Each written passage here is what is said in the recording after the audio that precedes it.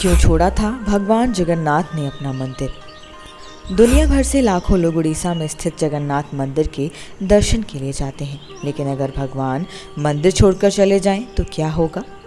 अब लोग सोचेंगे कि भगवान भला मंदिर से क्यों जाने लगे, तो चलिए आपको बताते हैं। इतिहास में एक बार भगवान जगन्नाथ मंदिर को छोड़कर किसी के पीछे चले गए थे, लेकिन सवाल ये उठता है कि ऐसा उन्होंने क्यों किया।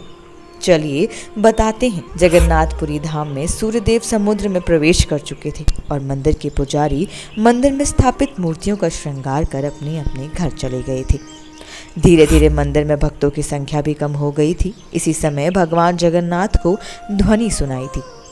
ध्वनि को सुनते ही भगवान जगन्नाथ मंदिर से बाहर निकल गए। ऐसा लग रहा था कि वो ध्वनि भगवान को अपनी ओर आकर्षित कर रही है। जिस प्रकार सुदामा का नाम सुनते ही भगवान श्री कृष्ण नंगे पैर अपने सखा सुदामा से मिलने के लिए भागे चले जा रहे थे, ठीक उसी तरह भगवान जगन्नाथ उस ध्वनि के पीछे पीछे भागे चले जा रहे थे। अब आप सोच रहे होंगे कि भगवान जगन्नाथ ने ऐसा क्या सुन लिया कि वो इस तरह से उस ध्वनि के पीछे भाग रहे थे।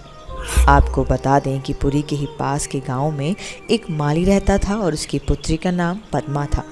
उस समय पद्मा अपने बगीचे से फूल तोड़ रही थी और गोविंद पद गा रही थी, और उसकी आवाज़ में जो भक्ति रस टपक रहा था, उसी ध्वनि को सुनने के लिए भगवान जगन्नाथ अपना मंदिर छोड़ने के लिए मजबूर हो गए। पद्मा इतने सुंदर स्वरों में गोविंद पद गा रही थी कि भगवान जगन्नाथ उसके पीछे पीछे आ गए। उस बाग में कंकड़ पत्थर थे, और जब जगन्नाथ गीत सुनते सुनते उस बाग में आए तो उनके पैरों में पत्थर छुप गए और उनके वस्त्र कांटों में फंस गए। भगवान जगन्नाथ गीत गोविंद को बहुत ही ध्यान से सुन रहे थे। जब ये गीत खत्म हुआ तो पद्मा उस बगीचे से चली गई और भगवान जगन्नाथ उस गीत से संतुष्ट होकर वापस अपने धाम यानी पुरी मंदिर में चले गए। और जब सवेरे पुजारियों ने भगवान जगन्नाथ की मूर्तियों को देखा तो वे हैरान हो गए, क्योंकि भगवान के पैर में चोट लगी थी और उनके वस्त्र भी फटे हुए थे। ये देखकर वो आश्चर्य में पड़ गए, क्योंकि वो भगवान का श्रृंगार करके गए थे। पुजारी ने राजा को बुलाया। राजा भी ये देखकर अचंभित हो गया। उन्होंने कहा कि ये सब कैसे हो सकता है।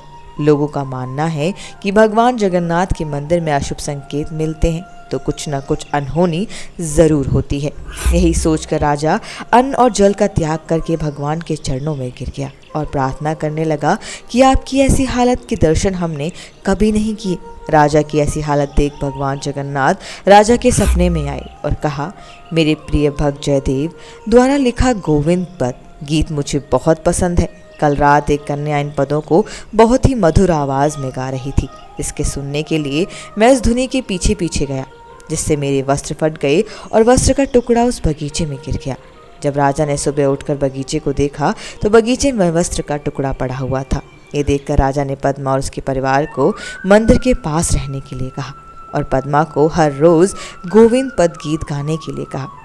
तो दोस्तों, कैसी लगी आपको ये वीडियो कमेंट करके ज़रूर बताएं और हमारे चैनल को सब्सक्राइब करें। धन्यवाद।